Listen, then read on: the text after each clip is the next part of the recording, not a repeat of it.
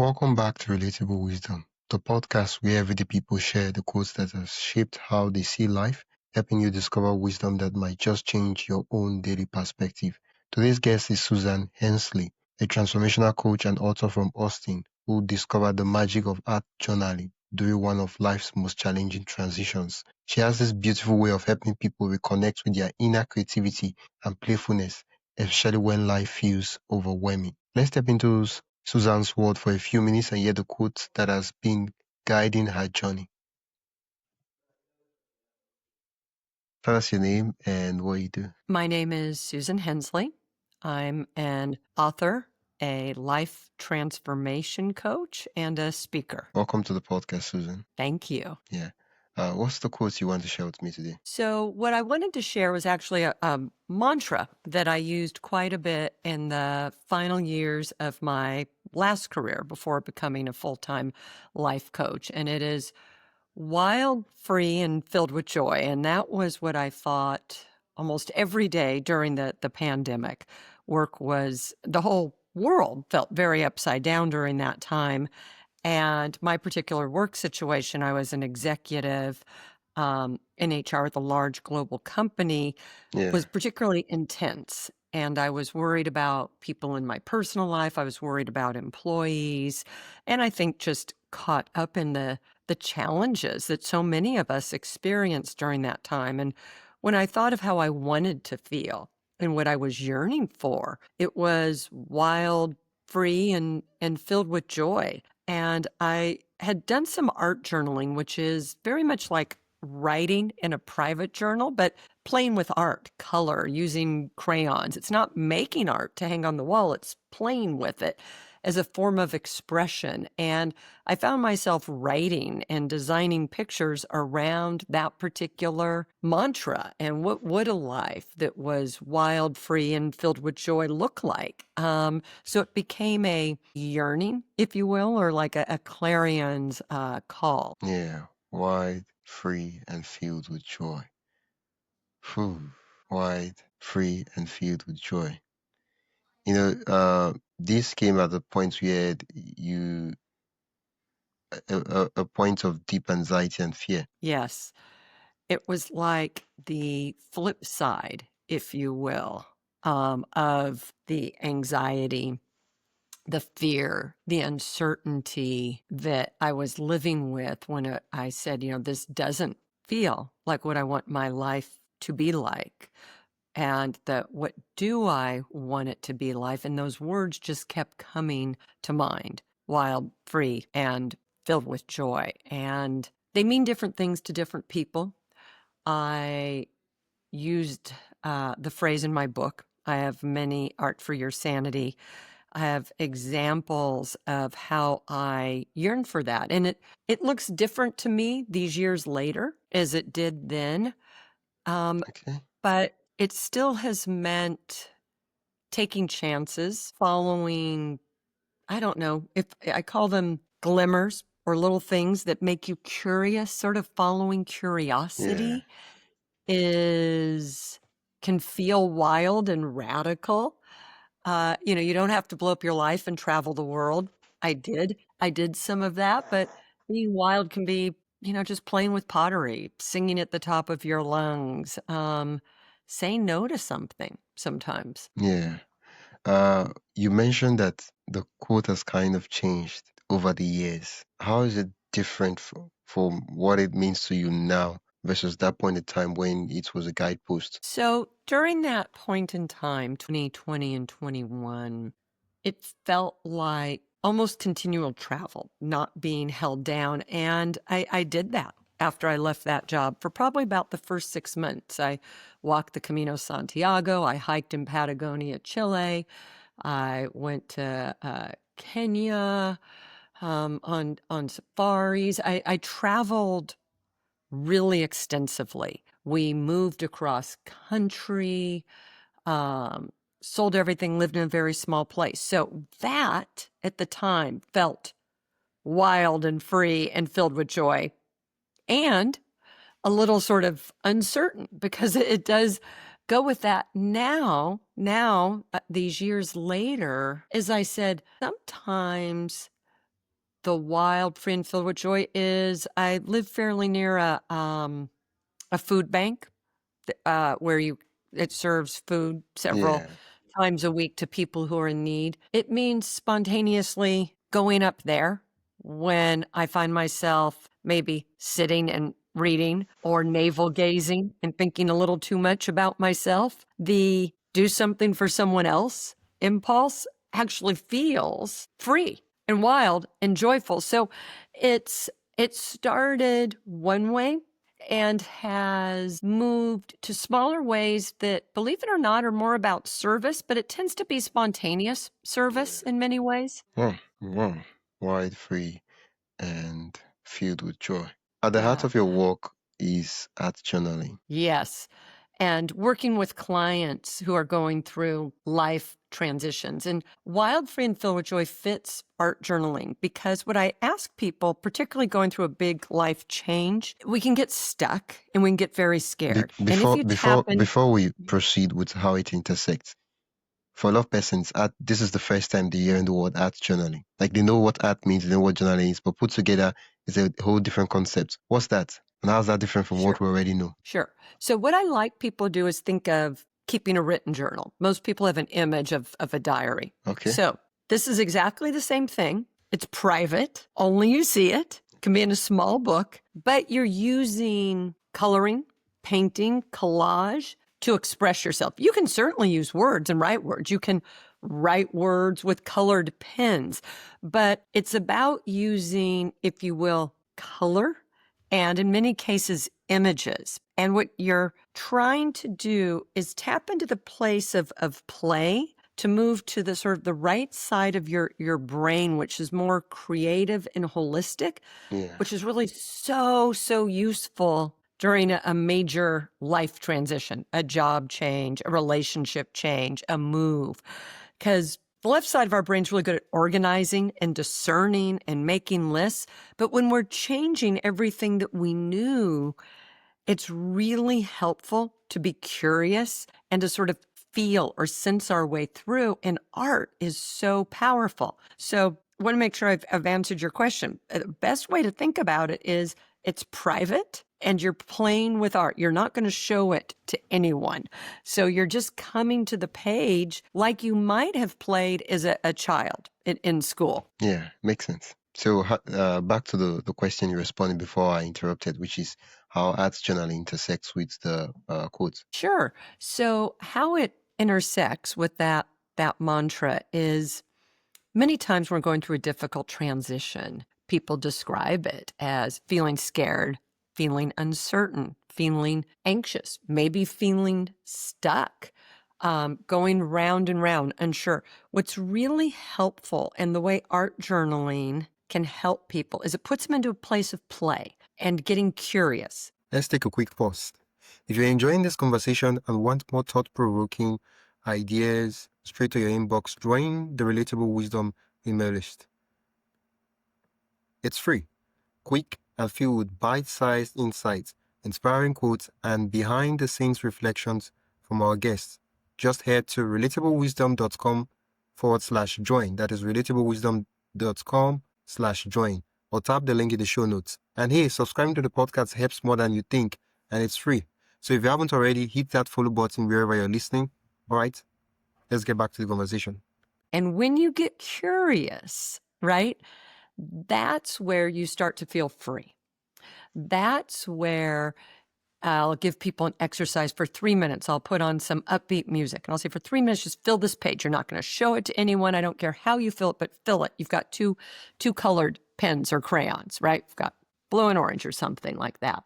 And you just fill it. And I say to people afterwards, how do you feel? And I've done this in workshops. They feel playful. They feel silly. They feel free, right? They feel even wild, but in a safe way, right? If that makes sense. And they recognize that just a few minutes of getting out of their head and instead into the feeling of creating can really tap into joy, and you start to look at things just a little bit differently. It's like you sort of just take that one step to the side and the whole perspective changes. Yeah. Oh, One of the things I've noticed, and I'm curious, did these quotes, did the quotes come before you started art journaling as as what you do? You be doing art journaling for a long time before you're like, oh, wired, free, and filled with joy? Because everything seems like a grand plan connected together. It doesn't seem like, oh, everything is separate. I think things sort of build on each other. I was art journaling before that sort of mantra came to me. So I started art journaling probably 4 or 5 years before the pandemic. So mid, say, 2015 or something. And I was using it to process difficult emotions. I was using it to tap into my creative side. I was using it in conjunction with my meditation practice and other things as a way to tap into my authentic self. During the pandemic, I really used it more, being very shut off during that time. And yet, as shut off as I was working almost nonstop. And that's where that phrase, "Wild, free, filled with joy," started to come from, is it really came out of how do I want to feel? And the images, I was collaging a lot from old magazines and things that would come in the mail. And the images I was picking were about freedom, were about being, if you will, untethered on a path. And so I think somewhere, it fed on each other.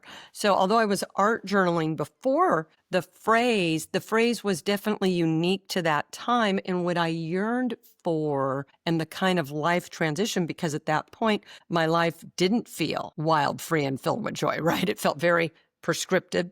I felt, if you will, almost trapped, right? And during the pandemic, we couldn't leave. So there was this sense of being inside. And instead of joy, I was feeling a lot of anxiety. So it was, as I sort of said, almost like turning it on its head and making it into an aspiration that I knew I could feel those things. Yeah, makes sense now. And your book, it's called Art for Your Sanity, and for those on YouTube, it's on the shelf. What's the book about? Tell me about the book. Sure. So the book is pretty simple and straightforward, but it's got sort of 3 interweaving parts. One is my story and how I came to art journaling. I'm not an artist, still not an artist. I've been doing this for about 10 years, but I use it as a source of play and to help me process difficult emotions and to gain insight. So it's a bit of my story. Then it is, what is art journaling? How do you get started? And then the third part is really the science. What is happening in our brains? This isn't just something I discovered, right? There's a amazing amount of research about what happens to our brains when we engage in creative pursuits, making art, looking at art. There was a lot of really great research that came out several years ago. I was very fortuitous. And I was able to cite in the book about why it's such a helpful tool. It gets us out of perfectionism, once again, creates a really safe container for processing difficult emotions. Yeah. A lot of people have heard of art therapy in treating people with, who've gone through traumatic events or may have PTSD, post-traumatic stress syndrome. And it gets into the why it's helpful, because we don't always have words for what we're feeling. We don't always even know what we're feeling, but you can use color, if you will, to express it. And we're a lot more comfortable understanding how contrasting colors go together than we are how contrasting emotions go together. We can be very happy and sad at the same time, but that's an uncomfortable thing for us to come to terms with. But it's easier to show it in art and through playing with art. Art for your sanity. Art for your sanity. What's one powerful practice from your book that listeners could try after this episode? Sure. So one of my very favorite ones, and I use in workshops, I briefly described it a moment ago, is to get simple piece of paper. It can be scrap paper, and get 2 colors of anything. It can be 2 pens. It can be black and blue, even if you have access to any colored pens, any crayons, any paint. But you just set a timer or find a song. I like people to find a song that they have usually on their phone. It's about 3 minutes, and just fill the piece of paper during those 3 minutes. And then you're going to throw the piece of paper away. You're not going to keep this piece of paper. You're not going to hang it. All you have to do is, for about the 3 minutes of the song, just color away, just create. You can doodle, you can draw shapes. I don't care what you do. But what I do ask is at the end of 3 minutes, just to take a breath, sort of close your eyes, take a deep breath, and just notice how you feel. I've done this in countless workshops, and the look on people's faces changes. They feel lighter. They say things like light, free, playful, silly, giddy. I've gotten, I didn't want to stop. I didn't think I could do it, but I realized how fast time went by. I mean, it's really interesting the different things people say. And I've never seen people not just feel that much more relaxed after they finish. So that's where I like people to start. 3 minutes. We all have 3 minutes, right? You can stop scrolling, stop watching something on YouTube or TikTok for 3 minutes and try it, because it's about you creating. It's about you using your senses. You're using your hands, you're feeling paper, you're using your eyes. If you're listening to a favorite song, you're hearing. So you're fully engaging your body in something that's about just you creating. No one's going to look at, no one's going to judge. And with that exercise, if people realize they felt good during it, I encourage people to keep playing a little bit every day and just see where it leads. Thank you for that recommendation, Susan. One of the core things that is, what's the word now?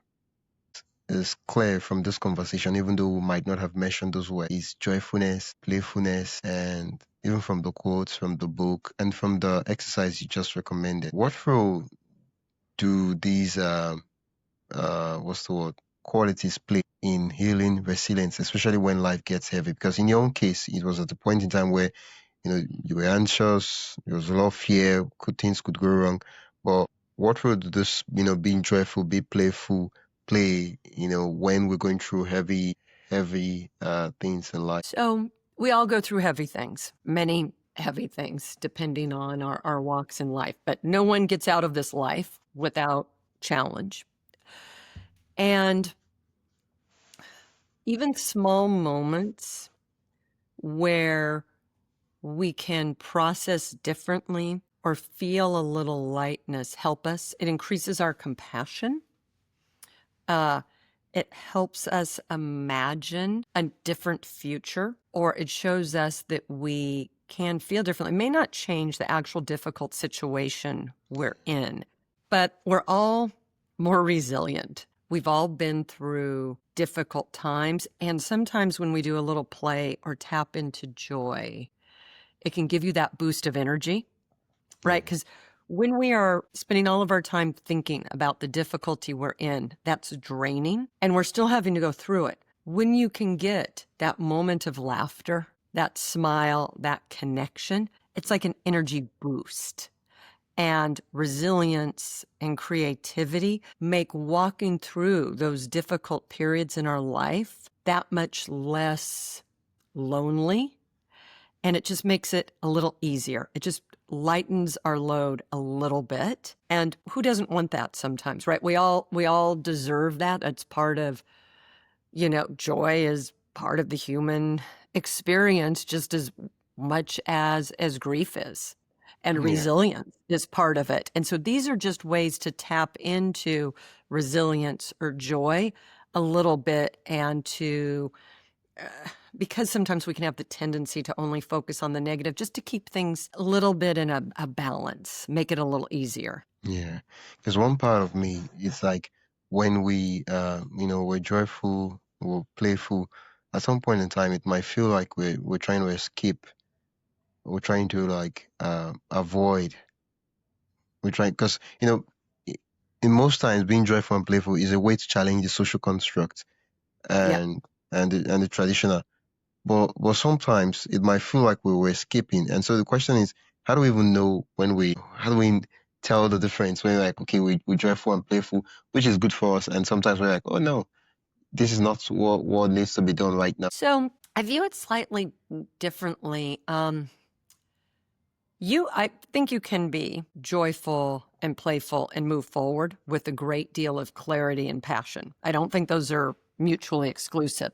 What Okay. I think we actually in this day and age are more at risk of doing when we're in hard times is numbing, is going below sort of consciousness and numbing out, right? It's how people spend too much time gaming or on social media or texting. And so I think that it's the numbing that's the greater risk than leaning into the positive energy, because joy moves you forward. Play actually moves you forward. It gives you energy. Yeah. So that's a little bit how I look at it. It's our risk is like getting so numbed and so used to a difficult situation that you sort of just accept it and give up hope. So I actually view the other as a way to counterbalance and put positive forward momentum to, if you can, shifting your situation or at least managing your mindset and energy during it. Well, thank you for clarifying that, Susan. Sure. Over the course of having this conversation, you've shared some highlights of how these come together, in your work, in your art.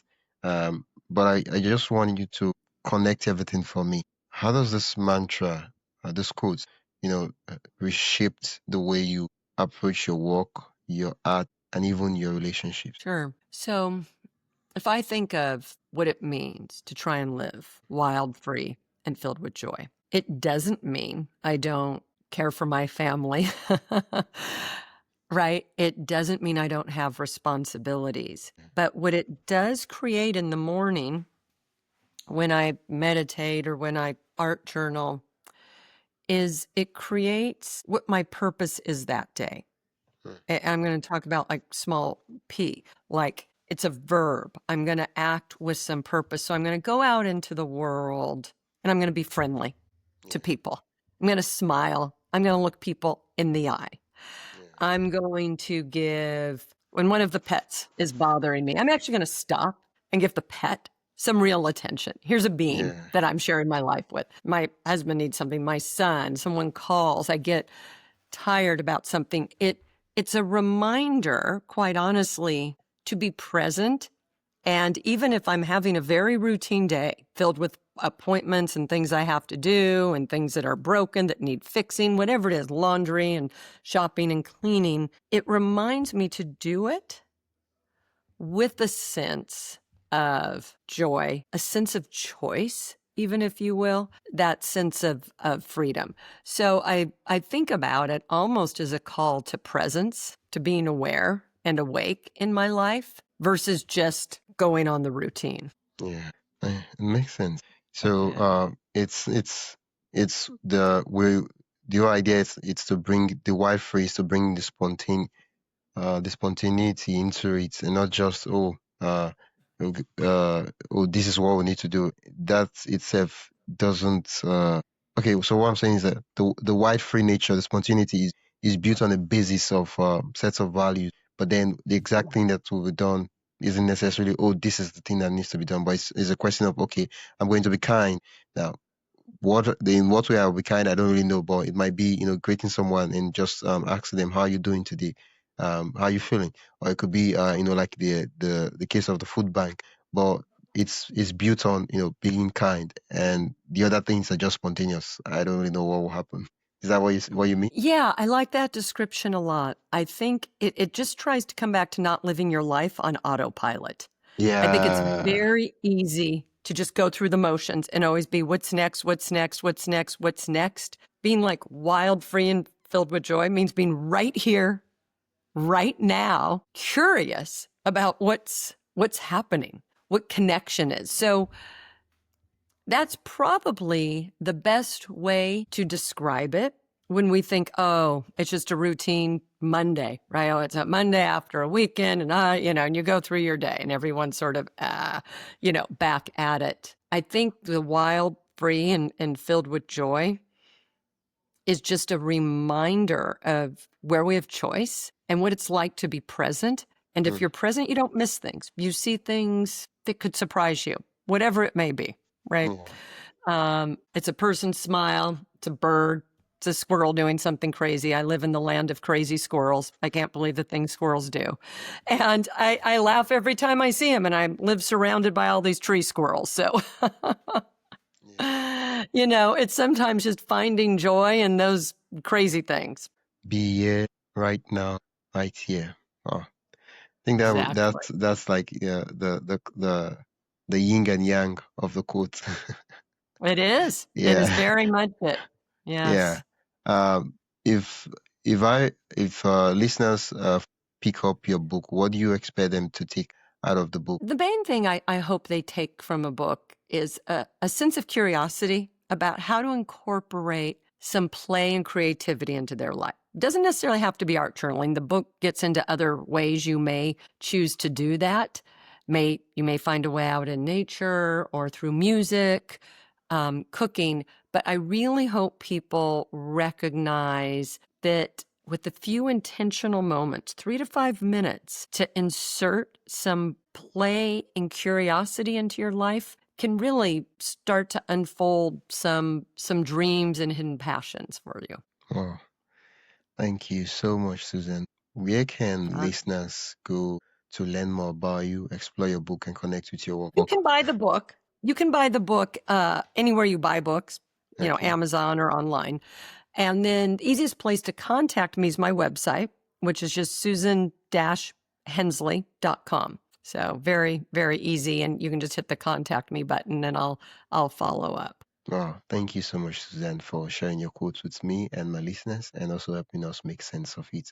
I'll add the link in the description and the show notes so listeners can click and go directly to the website. Once again, the book is Arts for Your Sanity, and it's been an absolute delight chatting with you. Thank you. It's been an absolute pleasure on my part. I've really enjoyed the conversation. Yeah, wow, that means a lot to me. You've been listening to Relatable Wisdom, and I've been your host, Wisdom Okonkwo. You've been listening to the podcast where every story, quote, and insight helps you see life a little differently. If you enjoyed today's episode, follow the show on your favorite podcast app and share it with someone who loved the conversation. For more inspiring voices and timeless wisdom, visit relatablewisdom.com. Until next time, keep living, learning, and collecting wisdom that matters most to you.